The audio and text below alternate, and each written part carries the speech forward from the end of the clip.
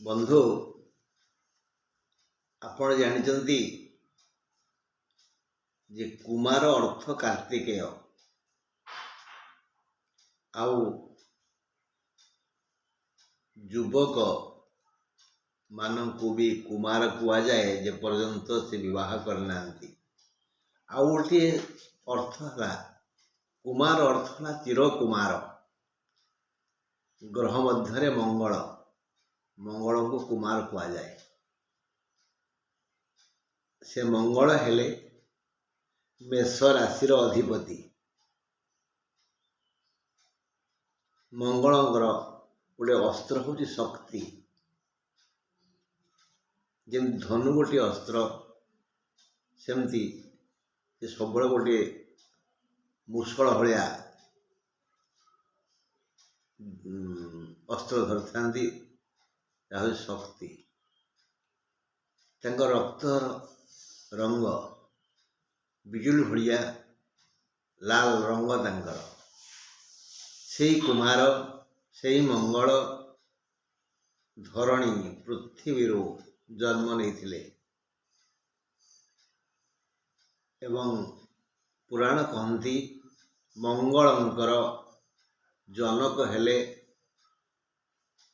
ଭଗବାନ ଶିବ। ସେଇ ମଙ୍ଗଳଙ୍କୁ ଆମେ ପ୍ରଣାମ କରିବା। କ'ଣ କହିବା? ଧରଣୀ ଗର୍ଭ ସମ୍ଭୂତଂ ବିଦ୍ୟୁତ୍ ପୁଞ୍ଜ ସମପ୍ରଭଂ କୁମାରଂ ଶକ୍ତିହସ୍ତଂ ଚ ଲୋହିତାଙ୍ଗଂ ନମାମ୍ୟହମ୍। ଆଜି ମଙ୍ଗଳଙ୍କୁ ପ୍ରଣାମ କାହିଁ କଲେ ନା, ଆଜି ପରା ଆମେ ମେଷ ରାଶି ଉପରେ ଦୁଃଖ ସୁଖ ହବା। ମେଷ ରାଶି ଯାହାକି କୁମ୍ଭ ମାସ, ସୂର୍ଯ୍ୟଙ୍କ ଉତ୍ତରାୟଣର ଦ୍ୱିତୀୟ ମାସ କୁମ୍ଭ ମାସ, ତାହା ଫେବୃଆରୀ 12ରୁ ମାର୍ଚ୍ଚ 14 ଯାଏ ଅନୁଭୂତ ହେବ। ଫେବୃଆରୀ 12ରୁ ମାର୍ଚ୍ଚ 14 ଯାଏ କୁମ୍ଭ ରାଶିର ବନ୍ଧୁମାନେ କି ସମସ୍ୟାର ସମ୍ମୁଖୀନ ହେବେ ଓ କିଭଳି ତାହାର ସମାଧାନ କରିବେ, ସେ ବିଷୟରେ ଟିକେ ଆଲୋଚନା କରିବା ନା। ଗୋଟେ ଶୁଭ ଖବର ହେଲା, ମେଷ ରାଶିର ସମସ୍ତ ବନ୍ଧୁ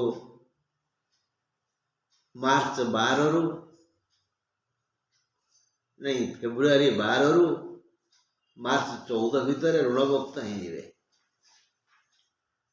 ତେଣୁ ଏବେଠାରୁ ସେମାନେ ଯୋଜନା କରନ୍ତୁ, ଫଳ ଭଲ ହେବ। କାହିଁକି ନା ପ୍ରାୟ ସମସ୍ତ ଗ୍ରହ ଦବା ମନୋଭାବ ନେଇ ମାନସିକ ପ୍ରସ୍ତୁତ ଅଛନ୍ତି। ନଦବା ଅବସ୍ଥାରେ କିଏ ଅଛନ୍ତି? ନଦବା ଅବସ୍ଥାରେ ଅଛନ୍ତି ଚତୁର୍ଥ ମଙ୍ଗଳ, ଯିଏକି କର୍କଟରେ ଅଛନ୍ତି। ମେଷ ପାଇଁ ଚତୁର୍ଥ କର୍କଟ, ଆଉ ଦ୍ୱାଦଶ ରାହୁ ଯିଏକି ମୀନରେ ଅଛନ୍ତି। ଏତଦ୍ ବ୍ୟତୀତ ଆଉ ସମସ୍ତ ଗ୍ରହ ପୂର୍ଣ୍ଣ ମନୋଭାବ ନେଇ ମେଷ ରାଶିକୁ କଲ୍ୟାଣ କରିବା ପାଇଁ ସଜବାଜ ହେଲେଣି।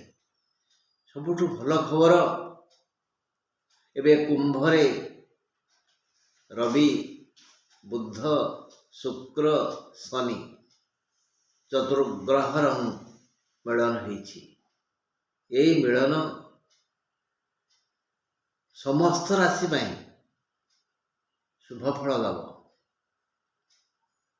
ଖାଲି ଦେଖିବା ସେ କେତେ ନମ୍ବର ଘର। ମେଷ ପାଇଁ ଏକାଦଶ ଘର, ଲାଭ ଘର, ପୁଣ୍ୟ ଘର। ତେଣୁ ସେଇ ଘରୁ କଲ୍ୟାଣ ଟିକେ ବେଶୀ ଆସିବ। ବନ୍ଧୁ, ଗ୍ରହମାନଙ୍କ ଭିତରେ ଏବେ କନ୍ୟାରେ କେତୁ, କୁମ୍ଭରେ ରବି ବୁଧ ଶୁକ୍ର ଶନି, ମୀନରେ ରାହୁ 27, 2 ପରେ ମୀନକୁ ବୁଧ ଯିବେ, ସେଠିକି ଗଲା ପରେ ବୁଧ ଦ୍ୱାଦଶ ହେବେ, ସେ ଦେଉଥିବା ଫଳ ମନ୍ଦ ହେବ।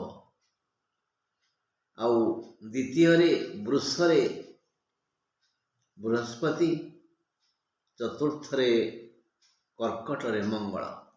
ଏ ଗଲା ଗ୍ରହମାନଙ୍କର ସ୍ଥିତି।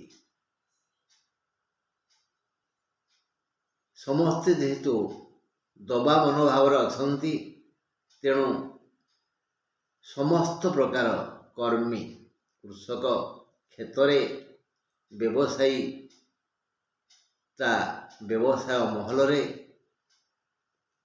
ଚିକିତ୍ସକ ଚିକିତ୍ସାଳୟରେ, ଓକିଲମାନେ କୋର୍ଟ କଚେରୀରେ, ଅର୍ଥାତ୍ ଯିଏ ଯେଉଁଠି ଯେଉଁ ବୃତ୍ତିରେ ବ୍ୟସ୍ତ ଅଛନ୍ତି, ନିଜ ପରିବାର ପ୍ରତିପୋଷଣ କରୁଛନ୍ତି, ସେ ସମସ୍ତଙ୍କର ସର୍ବାଙ୍ଗୀନ ଆର୍ଥିକ ମଙ୍ଗଳ ହେବ। ଏ ଯୋଜନା କରିଛନ୍ତି ପ୍ରାୟ ସମସ୍ତ ଗ୍ରହ। ବନ୍ଧୁ, ଆମେ ସନ୍ଦର୍ଭ ପାଠ କରିବା।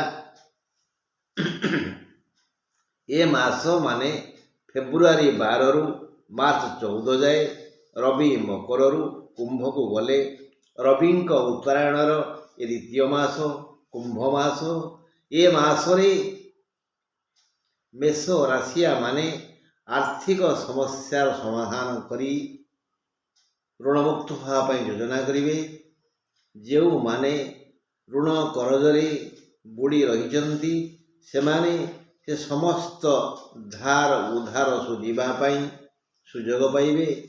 କୃଷକମାନେ ନୂତନ ଯୋଜନା କରି ସଫଳ ହେବେ, ସେମାନଙ୍କର ଶ୍ରମ ସାର୍ଥକ ହେବ। ଉଦ୍ୟାନ କୃଷିକୁ ସେମାନେ ଅଧିକ ଦୃଷ୍ଟି ଦେବେ, ଉଦ୍ୟାନ କୃଷିରୁ ସେମାନେ ଭଲ ଆୟ କରିବେ। ବ୍ୟବସାୟୀମାନେ ଏ ମାସରେ ନୂଆ ନୂଆ ସ୍ୱପ୍ନ ଦେଖିବେ। ବ୍ୟବସାୟୀମାନଙ୍କ ପାଇଁ ଏ ମାସ ଏକ ସୁବର୍ଣ୍ଣ ସୁଯୋଗ ଦେବ, ସେମାନଙ୍କର ଶ୍ରମ ସାର୍ଥକ ହେବ। ସମସ୍ତ ପ୍ରକାର ସୁଯୋଗ ଆଣିଦେବ ଏ ମାସ ସମସ୍ତ ବ୍ୟବସାୟୀଙ୍କୁ। ସେମାନେ ଅଧିକ ପୁଞ୍ଜି ଖଟାଇ ନିଜର ବ୍ୟବସାୟର ବୃଦ୍ଧି କରିବେ। ଲାଭ ବି ଆଶାନୁରୂପ ହେବ। ବ୍ୟବସାୟର ଆକାର ଓ ଆୟ ବଢ଼ିଯିବ। କମ୍ପାନୀ ଚାକିରି କରିଥିବା କର୍ମଚାରୀମାନଙ୍କ ପ୍ରମୋଶନ ହେବ, କମିଶନ ମିଳିବ। ଅନ୍ୟ ଚାକିରିଆମାନଙ୍କର ସମସ୍ତ ବାକିଆ ଟଙ୍କା ଫେରସ୍ତ ଆସିବ, ଏରିୟର ମିଳିଯିବ। ପୂର୍ବ ବେତନର ପରିବର୍ତ୍ତନ ହେବ, ଇନକ୍ରିମେଣ୍ଟ ମିଳିବ, ଭଲ ଦରମା ପାଇ ଖୁସି ହେବେ। ମୋଟାମୋଟି କଥା, ସମସ୍ତ ବୃତ୍ତିଧାରୀମାନଙ୍କ ହାତ ଚିକ୍କଣ ହେବ। ପୂର୍ବ ମାସ ଅପେକ୍ଷା ଅଧିକ ଆୟ କରିବେ। ଏ ମାସ ସମସ୍ତ ଶୁଭଫଳ ଅବଶ୍ୟ ଆଣିବ। ପଞ୍ଚମାଧିପତି ରବି ଏକାଦଶରେ, ଏଣୁ ବିଦ୍ୟାର୍ଥୀମାନଙ୍କର ବିଦ୍ୟାର ବିକାଶ ହେବ, ଭଲ ମନେ ରହିବ, ସ୍ମରଣ ଶକ୍ତି ବଢ଼ିଯିବ। ଅଧିକ ଶ୍ରମ କରି ଭଲ ନମ୍ବର ରଖି ସମସ୍ତ ଛାତ୍ରଛାତ୍ରୀ ଟିକେ ମନେ ମନେ ଗର୍ବ କରିବେ ଯେ ଯାହା ହଉ ଭଗବାନ ଦୟା କଲେ। ଚାକିରିଆ ମାନେ ଚାକିରି ଆଶା କରୁଥିବା ଯୁବଶ୍ରେଣୀମାନଙ୍କର ବୃତ୍ତି ବ୍ୟବସ୍ଥା ହେବ। ଯେଉଁମାନେ ଚାକିରି ଖୋଜୁଛନ୍ତି ସେମାନଙ୍କୁ ଭଲ ଚାକିରି ମିଳିଯିବ। ଆଉ ଯୁବକମାନଙ୍କୁ ବିଦେଶ ଯାତ୍ରାର ସୁଯୋଗ ଅଛି। ବିଭିନ୍ନ ମନ୍ଦିରରେ ଦେବ ଦେବୀ ପୂଜା କରୁଥିବା ସେବକମାନେ ସ୍ୱତନ୍ତ୍ର ଶ୍ରଦ୍ଧା ଭକ୍ତିରେ ଈଶ୍ୱରଙ୍କର ବିଶ୍ୱାସ ଭାଜନ ହେବେ ଓ ନିଜେ ଅତୀତରୁ କ'ଣ ଭୁଲ କରିଛନ୍ତି ତା ପାଇଁ ଅନୁତାପ କରିବେ। ଫଳରେ ପ୍ରଭୁ କଲ୍ୟାଣ ପାଇ ସେମାନଙ୍କର ପରିବାରରେ ସୁଖ ପୁଷ୍ପବୃଷ୍ଟି ହେବ। ଦାମ୍ପତ୍ୟ ଜୀବନରେ ସୁଖର ମଳୟ ପବନ ବହିବ। ଉଜୁଡ଼ା ପରିବାର ସଜାଡ଼ି ହୋଇଯିବ। କର୍ମାଧିପ ଶନି ଏକାଦଶରେ, ଏଣୁ ସମସ୍ତ କର୍ମୀ ନିଜ ନିଜ କର୍ମ କ୍ଷେତ୍ରରେ ଅଧିକରୁ ଅଧିକ ପରିଶ୍ରମ କରି ଶାନ୍ତି ପାଇବେ। ଯଦିଓ ଏ ମାସରେ ଏକାଦଶ ରବି, ଏକାଦଶ ବୁଧ, ଏକାଦଶ ଶନି, ଷଷ୍ଠ କେତୁ ପ୍ରବଳ ଅର୍ଥ ଯୋଗ ଦେବେ, ତଥାପି ସେମାନଙ୍କ ପାଇଁ ଚତୁର୍ଥ ମଙ୍ଗଳ ଭଲ ଫଳ ଦେବନି। ଆର୍ଥିକ ମାନଦଣ୍ଡ ସୁଦୃଢ଼ କରିବେ। ଚତୁର୍ଥ ମଙ୍ଗଳ ଶତ୍ରୁ ବୃଦ୍ଧି କରି ଦୁଃଖ ଦେବେ। ଏକାଦଶ ଶୁକ୍ର ସମସ୍ତ ସୁଖ ହରଣ କରିବେ, ତେଣୁ ଦୁଃଖ ଲାଗୁଛି। ଦ୍ୱାଦଶ ରାହୁ ଦେହ ମୁଣ୍ଡ ଦରଜ କରି ବହୁ ଖର୍ଚ୍ଚ କରାଇବେ। ଏଥିପାଇଁ ଗୃହର ମହିଳାମାନେ ଚିନ୍ତିତ ହେବେ। ବହୁ ରୋଜଗାର ହୋଇ ଯଦି ସେ ଅର୍ଥ ରୋଗରେ, ବ୍ୟାଧିରେ, ବୃଥାରେ ବ୍ୟୟ ହୋଇଯିବ, ବିଳାସ ବ୍ୟସନରେ ସରିଯାଏ, ତେବେ ପାରିବାରିକ ଅଶାନ୍ତ ଏହି ଖର୍ଚ୍ଚର କାରଣ ହେବ। ପାରିବାରିକ ଅଶାନ୍ତି ବଢ଼ିବା ସ୍ୱାଭାବିକ ହୋଇଯିବ। ଫଳରେ ମହିଳାମାନେ ତ ଚିନ୍ତିତ ହେବେ, ଏତେ ରୋଜଗାର ହେଲା ଅଥଚ ସଞ୍ଚୟ ନାହିଁ। ଯେଣୁ ଏକାଦଶରେ ରବି ଓ ଦ୍ୱିତୀୟରେ ଗୁରୁ ଶୁଦ୍ଧି ଓ ରବି ଶୁଦ୍ଧି ଅଛି। ତେଣୁ ଯୁବ ଶ୍ରେଣୀଙ୍କୁ ସେମାନଙ୍କର ମନଲାଖି ଜୀବନସାଥୀ ମିଳିଯାଇପାରେ। ଯଦି ଜଗି ରଖି ଖର୍ଚ୍ଚ ନ କରିବେ, ତେବେ ଅବଶ୍ୟ ଆର୍ଥିକ ସମସ୍ୟା ମାଡ଼ି ଆସିବ, ଚିନ୍ତା ବଢ଼ିଯିବ। ଏତେ ଆୟ ହେବ, ସବୁ ଗ୍ରହ କିଛି କିଛି ଦେବେ, ମାନେ ଭଲ ଦେବେ, ମୋଟା ଅଙ୍କରେ ଦେବେ।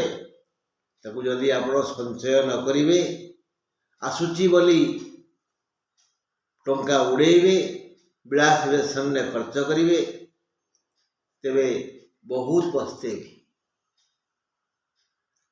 କାରଣ ଚତୁର୍ଥ ମଙ୍ଗଳ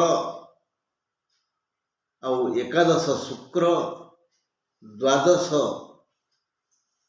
ରାହୁ, 27/2 ପରେ ଦ୍ୱାଦଶ ବୁଧ, ଏ ସବୁ ଅର୍ଥକୁ ନଷ୍ଟ, ଭ୍ରଷ୍ଟ, ବିନଷ୍ଟ କରିବା ପାଇଁ ଯୋଜନା କରିବେ।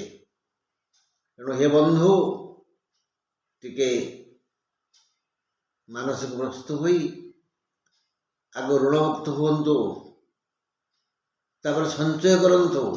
ଖର୍ଚ୍ଚ କଥା ଭୁଲି ଯାଆନ୍ତୁ। ଖର୍ଚ୍ଚ ହେବା ପାଇଁ ତ ବ୍ୟବସ୍ଥା ହେବ। ରୋଗ ଆସିବ, ଖର୍ଚ୍ଚ କରିବେ କି ନାହିଁ? ତେଣୁ ବିଳାସ ବ୍ୟସନରେ ଏ ମାସରେ ଖର୍ଚ୍ଚ ନ କଲେ ଭଲ ହୁଅନ୍ତା। ମୋ କଥା ମୁଁ ତ କହିଲି, ତେଣିକି ଆପଣ ତ ନିଜ ବିଦ୍ୟା ବୁଦ୍ଧି ଖଟେଇବେ। ଦେଖିବା, ମଙ୍ଗଳ ଯେହେତୁ ନିଚେରେ ଅଛନ୍ତି ଏବଂ ଚତୁର୍ଥରେ ଅଛନ୍ତି, ତେଣୁ ସୁଖଟା ସରିଯିବ। ସୁଖ କ୍ଷେତ୍ରରେ ନିଆଁ ଲାଗିଯିବ। ଏଣୁ ହେ ମୋର ଭାଇ ବନ୍ଧୁ କୁଟୁମ୍ବ, ଏବେଠୁ ମାନସିକ ପ୍ରସ୍ତୁତ ହୁଅନ୍ତୁ। ହନୁମାନ ମନ୍ଦିରକୁ ଯିବେ, ହନୁମାନଙ୍କୁ ପ୍ରାର୍ଥନା କରିବେ, ଓಂ ହଂ ହନୁମତେ ନମଃ ଚେଷ୍ଟା କରିବେ 108 ଥର ଜପିବେ ଏବଂ ତାଙ୍କ ପାଦରୁ ନିଜ ମଝି ଆଙ୍ଗୁଠିରେ, ଡାହାଣ ହାତ ମଝି ଆଙ୍ଗୁଠିରେ ସିନ୍ଦୁର ଆଣିବେ, ଘରେ ରଖିବେ। ସବୁଦିନ ସ୍ନାନ କରି ଟିକେ ମୁଣ୍ଡରେ ଲଗାଇବେ।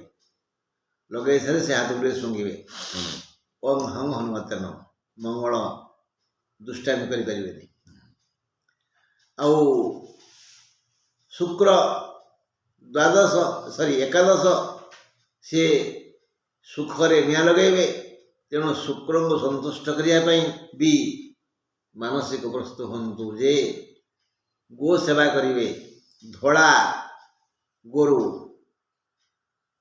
ଷଣ୍ଢ ବା ବାଛୁରୀ ବା ଗୋମାତା, ଧଳା ଗୋରୁ, ତାଙ୍କୁ ଟିକେ ଖାଇବାକୁ ଦିଅନ୍ତୁ।